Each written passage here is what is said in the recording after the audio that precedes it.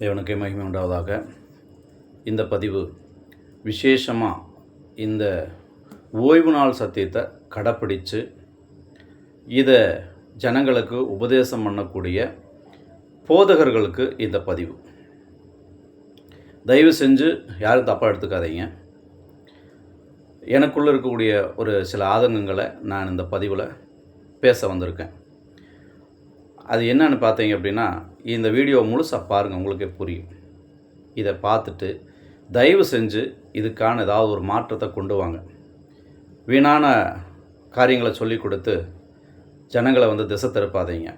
இது பாவத்திலையும் பாவம், பெரிய பாவமாக இப்போ பெருகிட்டு இருக்குது. பார்க்க பார்க்க ரொம்ப வேதனையாக இருக்குது. என்ன அப்படின்னு பார்த்தீங்கன்னா, ஒற்றுமையை பற்றி எந்த சபையிலையுமே சொல்கிறதில்ல. ஓய்வு நாளை கடைப்பிடிச்சா போதும் அப்படின்னு சொல்கிறீங்க. 10 கற்பனைகளையும் கடைப்பிடிச்சா போதும் அப்படின்னு சொல்கிறீங்க. 10 கற்பனைகளை கடைப்பிடிக்கிறதுல உறுதியாக சொல்லி கொடுக்குறீங்களா? அதை முதல்ல உறுதியாக கடைப்பிடிக்கிறதுக்கு நீங்கள் முன்னாடி வர்றீங்களா? இது உண்மையான ஒரு விஷயம் தானே, நான் பொய்யெல்லாம் பேசலை. 10 கட்டளைகளை கடைப்பிடிக்கணும்னு சொல்லி கொடுக்குற நீங்கள் அதை கடைப்பிடிக்கிறீங்களா? இல்லை. கிறிஸ்துவின் அன்பை பற்றி முழுமையாக சொல்லி கொடுக்குறீங்களா? அதுவும் சொல்லித்தர்றதில்ல. அப்புறம் என்ன சொல்லி நீங்கள் சபையை நடத்துகிறீங்க அப்படிங்கிறது எனக்கு புரியல. எங்கே பார்த்தாலும் குழப்பங்க, எங்கே பார்த்தாலும் சண்டைங்க, ஒற்றுமை இல்லை, சமாதானம் இல்லை, ஒரு சகோதரத்துவம் இல்லை. பின்ன எப்படி அந்த சபை வளரும்? பக்தி விருத்தி எங்கிருந்து உண்டாகும்? எப்படி மற்றவங்களுக்கு முன்மாதிரியாக வாழ்கிறது? இதெல்லாம் கேள்விக்குறியாக இருக்குது. வசனம் என்ன சொல்லுது? நீங்கள் படிக்கிற அதே வேத புஸ்தகத்தில் தான் நானும் எடுத்திருக்கிறேன். நீங்கள் சொல்லிக் கொடுக்குற அந்த வேதம் உண்மையானதாக தான் இருக்குது. இதில் ஒன்றும் பொய் இல்லையே, கலப்படம் இல்லையே. இந்த சத்தியத்தை சொல்லிக் கொடுக்குற நீங்கள் அதை சத்தியத்தின்படி சொல்லிக் கொடுக்கலாம் இல்லையா? 1 யோவான் 2ஆம் அதிகாரம் 9, 10, 11 3 வசனங்கள் நான் படிக்கிறேன், பொறுமையாக கேளுங்க. ஒளியிலே இருக்கிறேன் என்று சொல்லியும் தன் சகோதரனை பகைக்கிறவன் இதுவரைக்கும் இருளிலே இருக்கிறான். புரிஞ்சுட்டிங்களா? ஏற்கனவே நான் ஒரு பதிவு காணிக்கையை பற்றி போட்டிருந்தேன். அதுலேயும் ஐக்கியத்தை பற்றி தான் பேசியிருந்தேன். இதுவும் அப்படித்தான் சொல்லுது. தன் சகோதரனை பகைக்கிறவன் இருளில் தான் இருக்கானா, அவனுக்குள்ளே எந்த ஒரு மாற்றமும் வர்றதில்லை. அப்போ உலகத்தாருக்கும் இந்த சபைக்கு வர்ற விசுவாசிகளுக்கும் ஞானஸ்தானம் எடுத்து இந்த திருச்சபையின் அங்கங்களாக சேர்க்கப்பட்டவங்களுக்கு என்ன ஒரு வித்தியாசத்தை நீங்கள் அங்கே கொண்டு வந்திருக்கிறீங்க? அவங்களுக்கு என்ன சத்தியத்தை நீங்கள் சொல்லி கொடுத்துருக்குறீங்க? அந்த சத்தியத்தை கேட்டு அவங்களுக்குள்ள ஏதாவது மாற்றங்கள் நடந்திருக்குதா? எப்படி இந்த வசனங்களை நீங்கள் சொல்லாமல் இருக்கிறீங்க? 10வது வசனம் படிக்கிறேன், கேளுங்க. தன் சகோதரனிடத்தில் அன்பு கூறுகிறவன் ஒளியிலே நிலை கொண்டிருக்கிறான், அவனிடத்தில் இடரல் ஒன்றுமில்லை அப்படின்னு வசனம் சொல்லுது. நான் சொந்தமாக எதுவும் சொல்லலைங்க, வசனத்தை தான் நான் பேசிகிட்டு இருக்கேன். வசனம் என்ன சொல்லுதோ அதான் நான் பேசிகிட்டு இருக்கேன். 11வது வசனம் பாருங்கள். தன் சகோதரனை பகைக்கிறவன் இருளிலே இருந்து இருளிலே நடக்கிறான், இருளானது அவன் கண்களை குருடாக்கினபடியால் தான் போகும் இடம் இன்னதென்று அறியாதிருக்கிறான். அவனுக்கு நீங்கள் என்ன சத்தியத்தை சொன்னாலும் அவன் தலைக்கு ஏறுமா? இதை முழுமையாக நீங்கள் அவனுக்கு வெளிப்படுத்தணும் இல்லையா? அவனுக்கு சொல்லி கொடுத்தா தானே புரியும். வேத புஸ்தகம்னா என்னென்னு தெரியாதவனுக்கு நீங்கள் ஞானஸ்தானம் கொடுக்குறீங்க. இந்த ஞானஸ்தானத்தை எடுத்துகிட்டு அவன் பாவத்துக்குள்ளே தான் வாழ்ந்துட்டுருக்கான். அந்த பாவத்திலேருந்து அவன் வெளியில் வர்றதுக்கு எந்த ஒரு வாய்ப்பும் நீங்கள் உருவாக்கி கொடுக்கறதில்ல. அப்போ இந்த சத்தியத்தை முழுமையாக அவனுக்கு சொல்லிக் கொடுத்தா தானே அவன் வெளியில் வருவான், வெளிச்சத்துக்குள்ளே வருவான். இருளில் இருக்க எப்படி வெளிச்சத்தை கண்டடைவான்? வெளிச்சத்தை நீங்கள் தானே காட்டி கொடுக்கணும். நீங்கள் வாங்க, எங்கள் சபைக்கு வாங்கன்னு கூப்பிட்ற நீங்கள் அதுக்கான சத்தியத்தையும் அதுக்கான வழிமுறைகளையும் சொல்லிக் கொடுக்கணுமா வேண்டாமா? நீ உன் சகோதரனை பகைச்சா ஆண்டவருக்கு பிடிக்காதுப்பா, அதை மறந்துடு, அவங்க கூட ஐக்கியமாயிரு, சிநேகமாயிரு, அன்பாயிருன்னு வசனம் சொல்லுது. அப்போ வசனத்தின்படி வாழணும்னு நீங்கள் கற்றுக் கொடுக்கணுமா வேண்டாமா? ஏன் அதை மறைச்சு நீங்கள் உபதேசம் பண்ணுறீங்க? இது தப்பு இல்லையா? இன்னும் பாருங்கள், அன்பை பற்றி 4ஆம் அதிகாரம் 12வது வசனம் பாருங்கள். அதே 1 யோவானில் 4:12. தேவனை ஒருவரும் ஒருபோதும் கண்டதில்லை. நாம் ஒருவரிடத்தில் ஒருவர் அன்பு கூர்ந்தால் தேவன் நமக்குள் நிலைத்திருக்கிறார், அவருடைய அன்பும் நமக்குள் பூரணப்பட்டிருக்கும். கேட்டுட்டிங்களா? சபை சீர்கெட்டு கிடக்கு, சீரழிஞ்சு இருக்குது.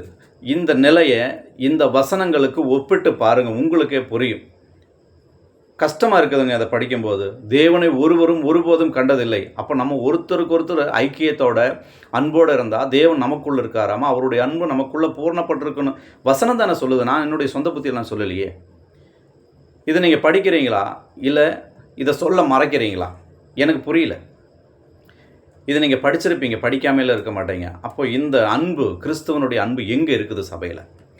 இந்த அன்பில்லாத சபை கற்பனைகளுக்கு மட்டும் கீழ்ப்படிஞ்சு இந்த ஓய்வு நாள் மட்டும் கடைப்பிடிச்சா பரலோகம் போக முடியுமா? இது என்ன ஆராதனை?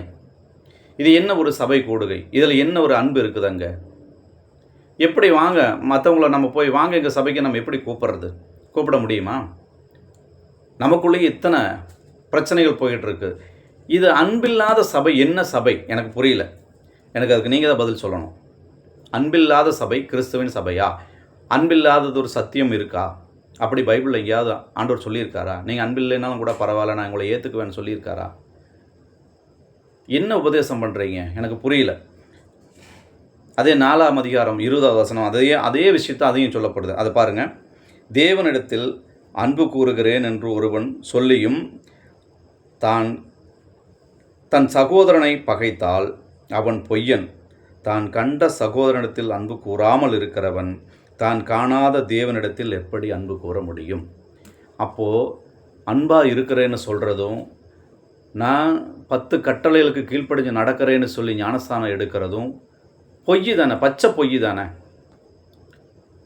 அப்போ இந்த பொய்யான காரியத்தை அவங்களுக்கு தெளிவாக சொல்லி கொடுத்து நீங்கள் ஞானஸ்தானம் எடுக்க வைக்கிறீங்க. பரவாயில்ல, நீங்கள் ஞானஸ்தானம் எடுத்தால் போதும் அப்படின்னு சொல்லித்தான் ஞானஸ்தானம் கொடுக்குறீங்களா? இப்போ சத்தியத்தை அவங்க மனசில் முழுமையாக விதைச்சிருந்தீங்க அப்படின்னா அவங்க ஏன் வெளியில் போகிறாங்க? சொல்லுங்கள். அவங்க எப்படி வெளியில் போவாங்க? போக முடியுமா? இந்த அன்பை விட்டு அவங்களால வெளியே போக முடியுமா? யோசிச்சு பாருங்கள். எப்படி இந்த அன்பை விட்டு அவங்களால வெளியில் போக முடியும்? ஆண்டவரிடத்துல நான் அன்பாக இருக்கிறேன்னு சொன்னாலும் கூட தன் சகோதரனை பகைச்சா அவன் பொய்யனாக இருக்கான்னு தானே வசனம் சொல்லுது.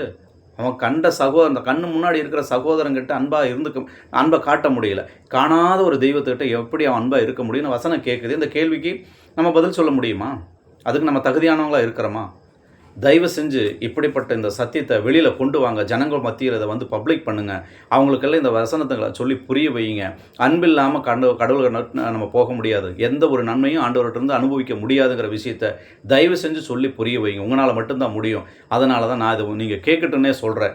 சரிங்களா? மறைச்சு பேசலை, மறைமுகமாக பேசலை, ஓப்பனாகவே சொல்கிறேன். இந்த சபை ஊழியக்காரங்களுக்கு தயவு செஞ்சு நான் ஒரு வேண்டுதலாகவே நான் சொல்கிறேன்.